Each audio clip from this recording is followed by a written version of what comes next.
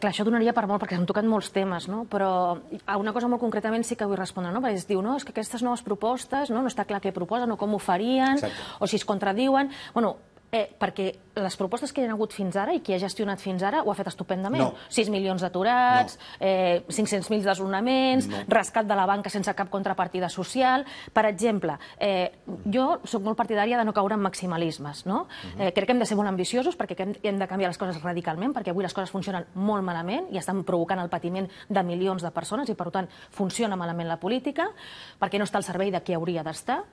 Però no crec en els maximalismes, perquè dius, ara, com comences a canviar tot això, quan és un sistema tan complex, global, on el poder financer està tan concentrat i tentacles en el poder polític, judicial, mediàtic, és complicat, no?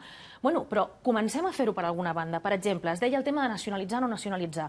Com a mínim, a regular i exigir contrapartides, perquè, per exemple, a mi el que no em sembla normal, ja que parlem de vella i nova política, és que hi hagin elèctriques, que hi hagi Endesa o que hi hagi gas natural o que hi hagin totes aquestes grans empreses del sector energètic que estan plegades, per cert, quina casualitat, d'expresidents i d'exministres del Partit Socialista i del Partit Popular, sense casualitat, estan plegades, cobrant 200.000 euros per anar a 2 reunions a l'any, i aquestes multinacionals estan pujant les tarifes moltíssim, sense cap control democràtic, quan és un servei bàsic, i estan tallant el subministre i estan posant en perill la vida de milers de persones. Amb això discrepa molt ràpid. És a dir, el nivell de tarifació, de control per part del govern... Jo no he interromput. O sigui, demanar que aquestes empreses que estan gestionant serveis bàsics, que són de primera necessitat, que no són capricis, exigir que tinguin un control democràtic i que estiguin al servei del bé comú, perquè per això tenen el privilegi de gestionar un servei bàsic, això és una bajanada, això hauria de ser sentit comú, i això ho comparteix la immensa majoria de la població. El control democràtic el tenen perquè ens agrada o no ens agrada,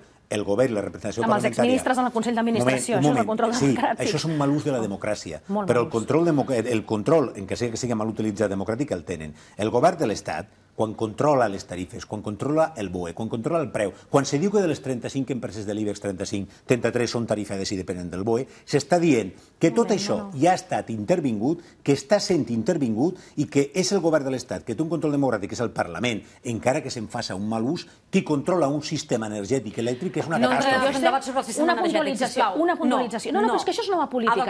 Això és nova política. Qui resol el tema dels subministres? Això és nova política. Hi ha un problema. Estan tallant la llum, l'aigua, estan ficant en perill la vida de la gent. Com es resol això? Això és vella i nova política. I jo li diré, tenim aquestes empreses que estan fent un negoci multimilionari a costa d'especular amb necessitats bàsiques, sense cap control democràtic, amb molta corrupció... Amb tot el control democràtic. Amb un mal control, amb tot el control. I resulta que sobre les administracions, quan hi ha pressió social de moviments col·lectius, etc., que posen aquesta demanda sobre el taulell, les poques reaccions que hi ha és subvencionar encara més amb diners públics per evitar els talls. I nosaltres què fem, per exemple, com a col·lectius? Doncs miri, l'altre dia vam ocupar Endesa i vam aconseguir negociar amb Endesa i hem aconseguit evitar talls de subministre. Això ho ha aconseguit la ciutadania sense recursos. Com pot ser que la ciutadania pugui evitar els talls de subministre i no ho puguin fer les nostres administracions?